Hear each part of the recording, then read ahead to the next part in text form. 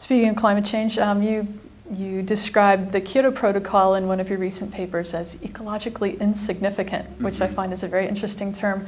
Do we need some sort of global framework that we can all agree on that has goals? I mean, it's about reducing greenhouse gas emissions globally, or is this using a lot of resources that could go to something that creates more transformational change? Yeah, we think that you do need a global agreement, but we have to take a step back and look at the bigger picture, because Kyoto failed to actually achieve its own emissions reductions targets, which were themselves ecologically irrelevant, for reasons that have to do with energy economics. And so we have to take a wider view. And the wider view is that the world is going to triple the amount of energy that it consumes between now and 2050. And that's in large part because China and India and other developing countries are growing very quickly, and they want to live like we're living, and they're not asking our permission to develop, nor should they. And so the challenge is not just how do you reduce emissions by half by 2050, which is what most scientists think we need to do in order to stabilize emissions.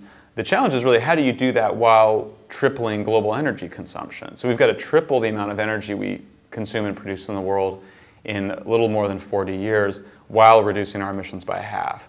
Well, once you understand the challenge in that way, you realize this is a challenge of energy modernization, of creating a whole new energy economy. And once you understand the problem that way, then you kind of have to say, well, why is our focus so much on pollution regulations and not on technology innovation, on developing and deploying these new technologies?